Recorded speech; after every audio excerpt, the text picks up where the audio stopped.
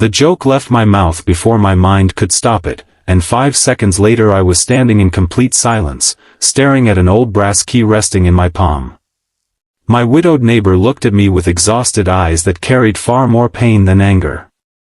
She simply said, "Start tonight," then turned around and walked back toward her small house without looking over her shoulder. I stood frozen, unable to understand how a careless sentence had suddenly become the beginning of something that would change not only her life but mine forever. If you believe kindness and second chances can completely transform a person's life, please take a moment to like this video, leave a comment, share it with someone you care about, and subscribe to Kind Heart Stories. Your support allows more heartfelt stories like this to reach people who need them most. My name is Daniel, and until that evening I believed I understood people. I was 36 years old, lived alone, worked as an electrician, and had become known around our neighborhood as someone who could fix almost anything except his own loneliness. My neighbor, Margaret, had moved into the little blue house next door nearly 6 years earlier after losing her husband to a sudden heart attack. Since then she had lived quietly, speaking only when necessary, tending a small vegetable garden, and caring for an aging golden retriever named Charlie.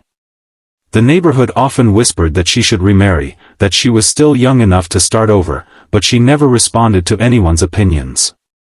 I never joined those conversations until the afternoon everything changed. It happened during our annual neighborhood barbecue. Everyone was laughing while helping prepare food, and someone casually mentioned how difficult it must be for Margaret to handle everything by herself. Trying to sound funny, I smiled and said she probably needed a husband more than another lawn mower. A few people laughed nervously, but Margaret didn't. She quietly reached into her pocket, pulled out a weathered brass key, placed it in my hand, and calmly told me to start that very night. Then she walked away before anyone could say another word. Embarrassment burned across my face while everyone avoided looking at me. I wanted to return the key immediately, but something inside me kept whispering that perhaps this was not about marriage at all.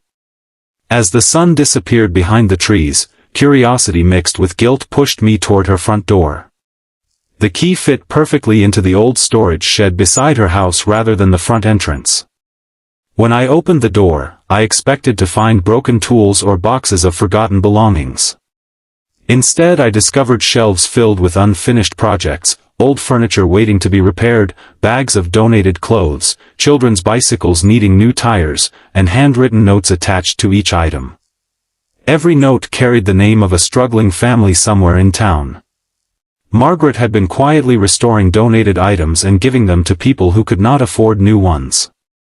She had been doing the work alone for years.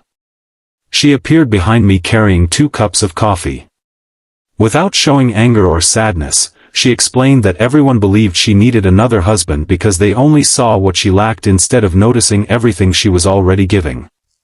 The key, she said, wasn't an invitation to become her husband. It was an invitation to understand the weight she carried every single day. If I truly believed she needed someone, then I could begin by helping rather than making jokes. That night changed something deep inside me. We spent hours sanding old tables, replacing broken chair legs, and repairing a bicycle that belonged to a little girl whose father had recently lost his job. Margaret never complained about her life. She simply focused on the next task waiting to be completed. Her quiet determination humbled me more than any lecture ever could. I realized that loneliness had never stopped her from serving others. The only thing slowing her down was having too many people offering opinions and too few offering hands. Days slowly turned into weeks. After finishing my electrical jobs each afternoon, I found myself walking into that shed almost automatically. We repaired cribs for young parents, bookshelves for students, wheelchairs for elderly neighbors, and dining tables where struggling families would once again gather for meals together. Every restored piece carried another story of hope. Margaret knew almost every family personally, yet she never expected thanks. Many recipients never even learned her name because she believed kindness was strongest when it asked for nothing in return. Working beside her slowly revealed pieces of the grief she rarely discussed. Her husband had built the workshop with dreams of opening a furniture restoration business after retirement. When he passed away unexpectedly, she couldn't bear to let those dreams disappear. Instead, she transformed the workshop into something even bigger than either of them had imagined. Every repaired chair, every polished table, every restored toy became her way of keeping his love alive in the world. Listening to her, I understood that healing isn't forgetting someone you love. Healing is finding a way to let their goodness continue through your own hands. Winter arrived earlier than expected that year. Snow-covered rooftops, donations became harder to collect, and heating bills grew heavier for many families. Margaret quietly used most of her savings to buy blankets, heaters, and groceries for people facing impossible choices between warmth and food. She never told anyone. I only discovered the truth after noticing overdue bills hidden beneath a pile of receipts. For the first time, I saw the cost of carrying kindness alone. I couldn't watch her sacrifice everything without helping. I spoke with friends, co-workers, and neighbors, explaining what Margaret had been doing in silence for years. At first many people were shocked because they had never noticed. Then something remarkable happened. One person donated lumber. Another offered paint. Mechanics repaired bicycles for free. Retired carpenters volunteered their weekends. Teenagers helped clean donated furniture. What had once been the lonely effort of one widow slowly became the heartbeat of an entire community. The workshop overflowed with laughter instead of silence. Families who had once received help returned to help others. Children learned how to sand wood beside grandparents who shared stories of rebuilding lives after hardship. Margaret often stood quietly in the corner watching everyone with tears shining in her eyes. She never wanted recognition. She only wanted proof that kindness could spread further than pain. Every smiling face inside that little shed became the answer she had been waiting years to see. One evening she handed me the same brass key again. This time it felt completely different. Months earlier it had carried the weight of my embarrassment. Now it carried trust.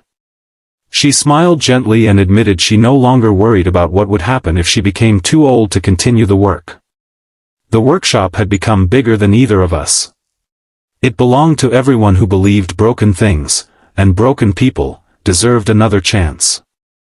Standing inside that familiar shed, I remembered my foolish joke and realized how easily we judge lives we barely understand. I thought Margaret needed a husband because I only noticed her solitude. I failed to notice her courage, her generosity, and the quiet mission that filled every hour of her life. Sometimes the people we think need rescuing are actually the ones rescuing everyone around them. If this story has touched your heart so far, please take a moment to like this video, share it with someone who believes kindness still matters, and subscribe to Kind Heart Stories.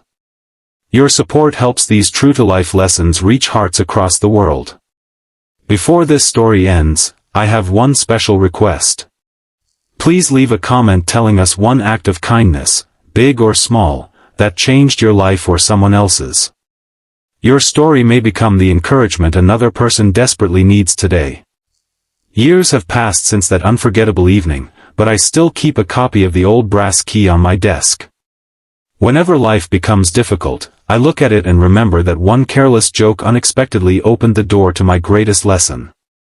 Real love is not always about romance. Sometimes it is about showing up, carrying another person's burden without being asked, and choosing compassion over assumptions. That single key never unlocked a marriage.